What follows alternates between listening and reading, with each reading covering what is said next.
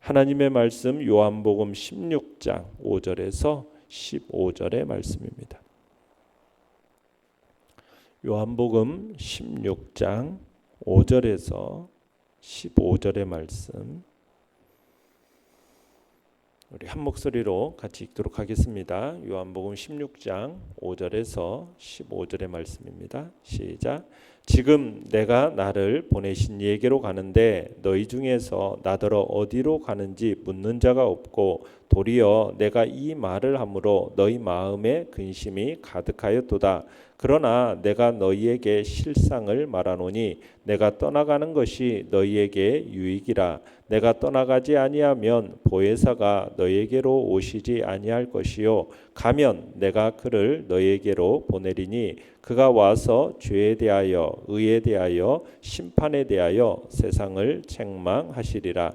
죄에 대하여라 함은 그들이 나를 믿지 아니하며 의에 대하여라 함은 내가 아버지께로 가니 너희가 다시 나를 보지 못하며 심판에 대하여라 함은 이 세상 임금이 심판을 받았음이라.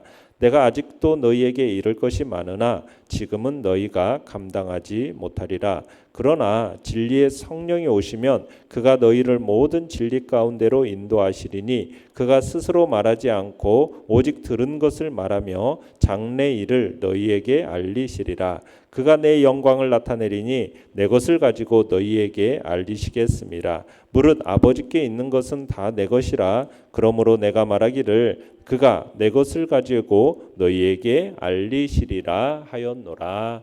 아멘. 오늘 말씀의 제목은 성령의 사역이라는 제목으로 말씀을 나눕니다. 오늘 본문은 예수님께서 십자가 순환을 앞두시고 예수님께서 이제 앞으로 당신의 고난에 동참해야 할 제자들에게 세상으로부터 아무리 극심한 핍박을 받을지라도 결코 두려워할 필요가 없다라는 사실을 더 구체적인 이유를 들어서 말씀을 하고 계십니다. 5절 6절을 다시 한번 읽어보겠습니다. 시작. 지금 내가 나를 보내신 이에게로 가는데 너희 중에서 나더러 어디로 가는지 묻는 자가 없고 도리어 내가 이 말을 함으로 너희 마음에 근심이 가득하였도다. 자, 예수님께서 자신이 지금 아버지께로 가는 중이고 자신의 사역이 막바지에 이르렀음을 지금 암시하고 계시죠. 이건 이제 자신이 죽음에 임박하였음에 대한 예고이면서 제자들도 이에 대해서 눈치를 챘던 것 같아요. 그래서 제자들의 마음에 근심이 가득했다라고 얘기하고 있죠. 물론 제자들이 주님께서 죽었다가 부활하시고 다시 승천하시는 모든 과정을 깨달았다는 얘기가 아닙니다. 그들은 단지 주님께서 죽으시리라는 어떤 사실만 지금 어렴풋이 짐작하고 있는 것 같아요. 그래서 주님께서는 제자들 향해서 너희 중에 나더러 어디로 가느냐고 묻는 자가 없다. 지금 이렇게 말씀하고 계시는 겁니다. 내용 관찰 문제 1번을 보시면 지금까지 육체의 모습으로 제자들과 함께 하셨던 주님은 이제 더 이상 육체의 모습으로 함께 있을 수 없음을 말씀하시면서 떠나가는 것이 유익하다라고 하셨습니다. 그 이유는 무엇입니까? 자, 7절을 다시 한번 읽어보겠습니다. 시작. 그러나 내가 너희에게 실상을 말하노니 내가 떠나가는 것이 너희에게 유익이라. 내가 떠나가지 아니하면 보혜사가 너희에게로 오시지 아니할 것이요 가면 내가 그를 너희에게로 보내리니. 자, 주님은 지금 당신의 떠나심과 관련해서 근심하는 제자들을 향해서 내가 떠나가는 것이 뭐다? 너희에게 유익이다. 이렇게 말씀을 하세요. 왜요?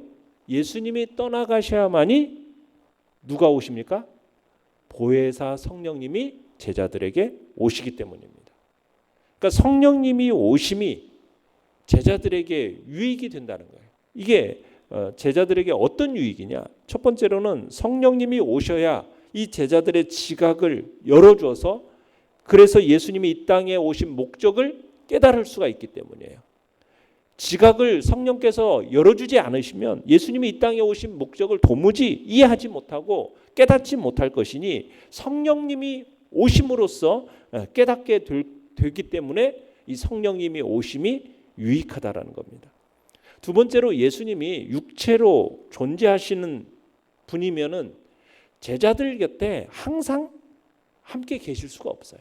육체적으로 함께 하시면은 예수님의 이 육체라는 것은 제한적이기 때문에 제자들 곁을 언제든지 떠나갈 수밖에 없고 홀로 남겨질 수밖에 없어요.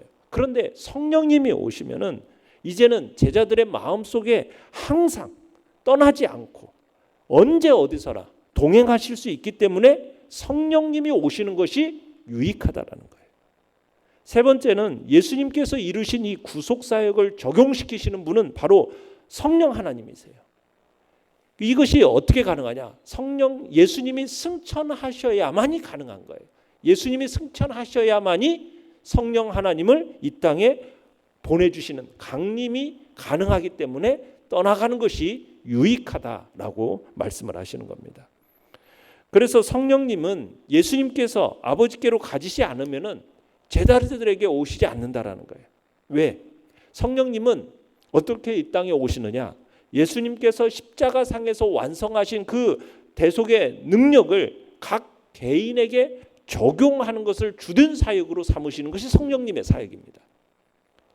그러니까 예수 그리스도께서 이 땅에 오셔서 우리의 모든 죄와 허물을 위하여 십자가에서 죽으시고 그리고 죄값을 십자가에서 다 지불하심으로 이제 우리의 구원의 사역을 역사하신 그것을 이루어 놓으셨는데 그 이루신 사역을 우리의 개개인의 삶 속에 적용시키시는 것을 누가 하신다고요? 성령님이 하시는 거예요. 그 사역을 이제 하시기 위해서는 이제 예수 그리스도께서 승천하셔서 성령님을 이 땅에 보내주셔야만이 이 일이 이루어지기 때문에 그래서 예수님께서 자신이 떠나가는 것이 제자들에게 유익하다고 말씀하시는 거예요. 내용 관찰 문제 2번입니다. 보혜사, 보호하고 은혜 베풀고 가르치는 선생님, 성령님께서 오셔서 세상을 책망하는 활동을 하실 것을 말씀합니다. 그 책망의 내용은 무엇이며 제자들을 어떻게 인도하실 거라고 말씀하십니까? 자, 8절로 11절을 읽어보겠습니다. 시작. 그가 와서 죄에 대하여 의에 대하여 심판에 대하여 세상을 책망하시리라. 죄에 대하여라 함은 그들이 나를 믿지 아니하며 의에 대하여라 함은 내가 아버지께로 가니 너희가 다시 나를 보지 못함이요 심판에 대하여라 함은 이 세상 임금이 심판을 받았음이라. 자, 성령님께서 세상을 책망하신다라는 것은 하나님이 계시하신 뜻을 거스르고 그리스도를 받아들이지 않는 그 죄를 드러내어서 정죄하신다라는 의미입니다. 진리의 영이신 성령님께서 이 땅에 오셔서 행하실 많은 사역 가운데 예수님께서는 특별히 죄와 의와 심판에 대해서 세상의 잘못된 생각을 꾸짖으시고 이에 대해서 밝히 드러내실 것을 지금 예언하고 계시는데요.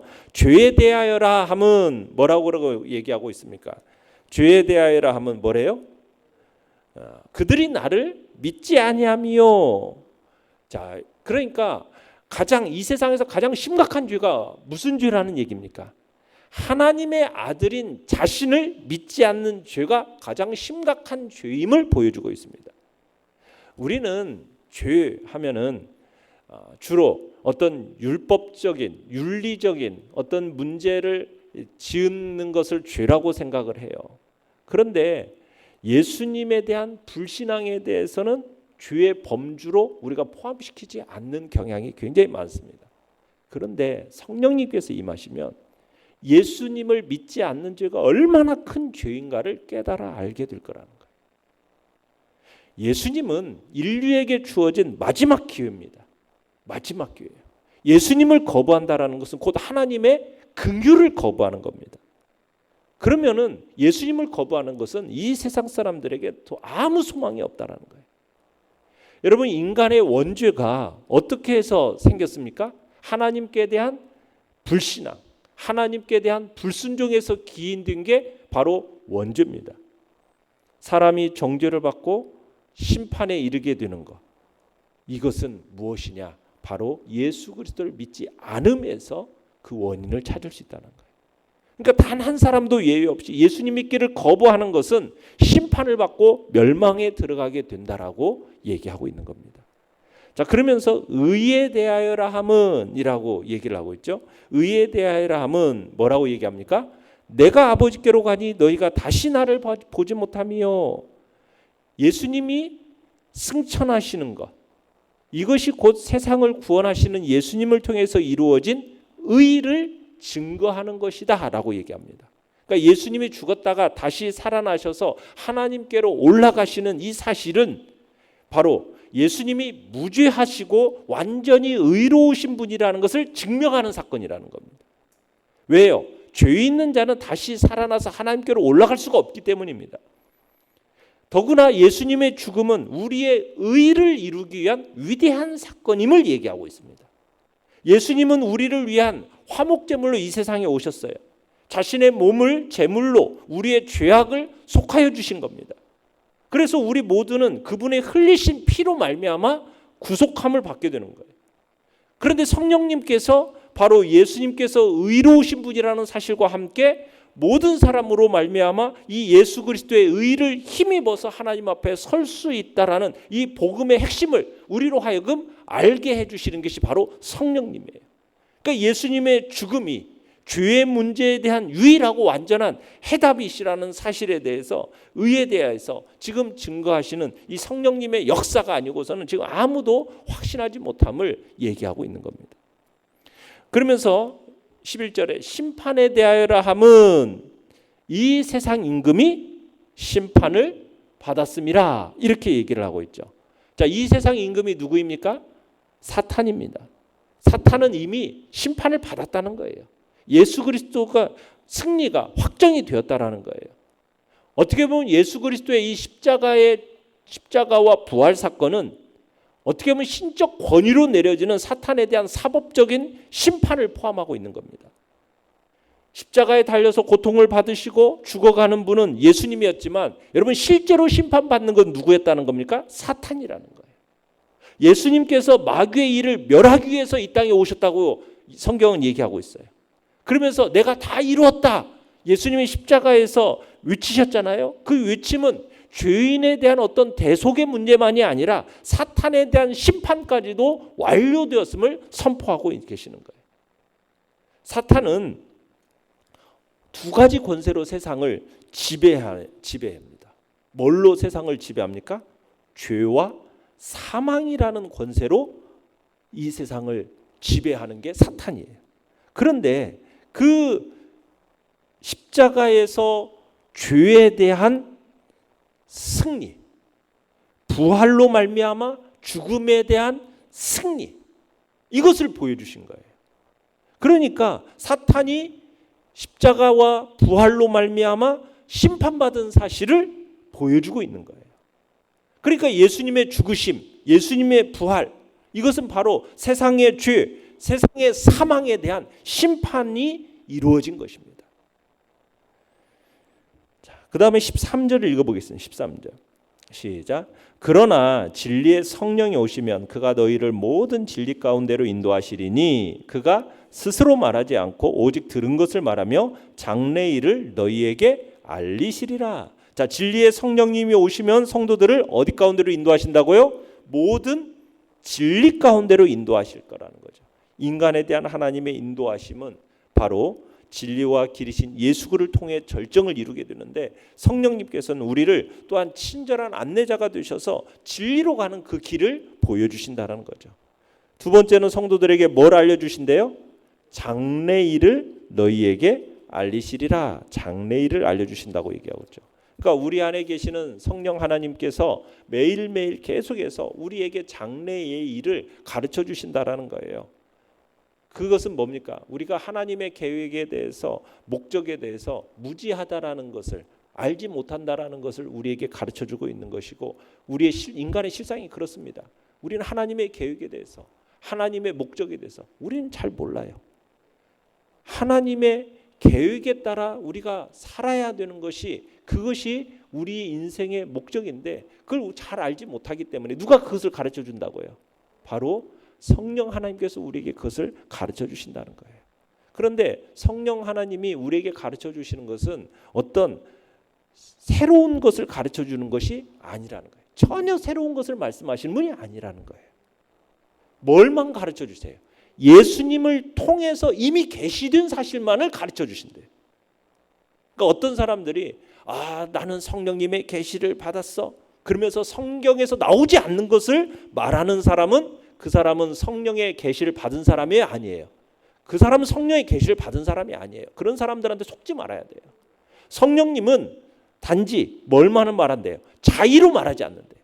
스스로 뭐 자기의 생각과 자기의 계획을 우리에게 그렇게 말하는 게 아니라 하나님이 우리에게 이미 계시해 보여주신 그래서 우리가 아직 이해하지 못하는 일체의 모든 것들을 깨닫고 이해하도록 가르쳐 주신 분이 성령님이신 것이지, 성령님이 우리에게 보여주신 이 계시, 진리의 말씀이 성경 이외에 또 예수 그리스도께서 말씀하신 것 이외에 다른 엉뚱한 것을 가져다가 우리에게 말씀하시는 것은 성령님이 아니에요. 그건 누구겠어요? 사탄이죠.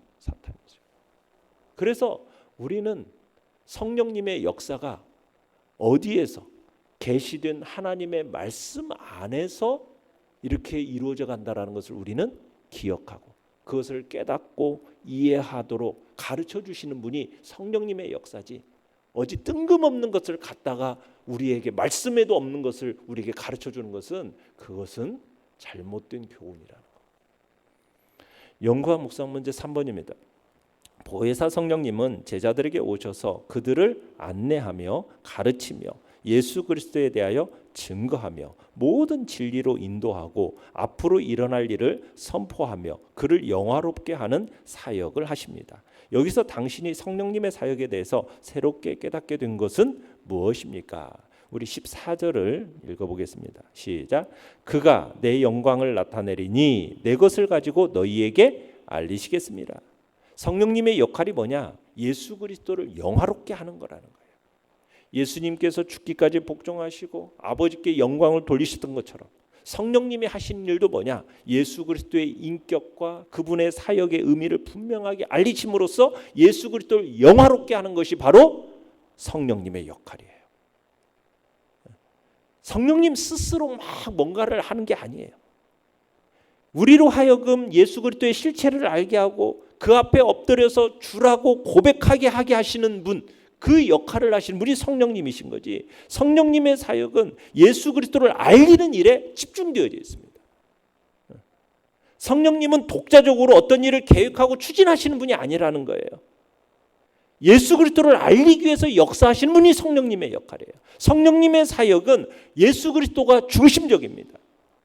성령을 따라 행하는 성도와 성도의 삶과 사역도 마찬가지죠. 철저하게 예수 그리스도 중심적이 돼야 돼요. 이게 성령의 사역이에요. 그런데 성령의 사역이 예수 그리스도 중심적이 아니고 인간 중심적이 되고 뭔가 인간을 드러내는 그런 것으로 성령의 역할을 오해한다면 그것은 잘못된 모습인 거죠. 성령님의 역할, 성령님의 사역이 어디에 제한적인가를 우리는 기억해야 되는 거예요. 느낀 점 4번입니다.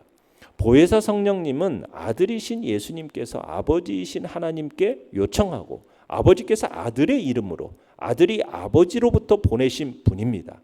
자, 삼위일체 하나님께서 성령님을 보내신 이유가 무엇이라고 생각합니까? 자, 하나님은 계획하셨습니다. 우리 인간의 구원을 계획하시고 우리를 택하셔 부르시는 분이 하나님 아버지이십니다. 예수님은 무엇을 하셨습니까?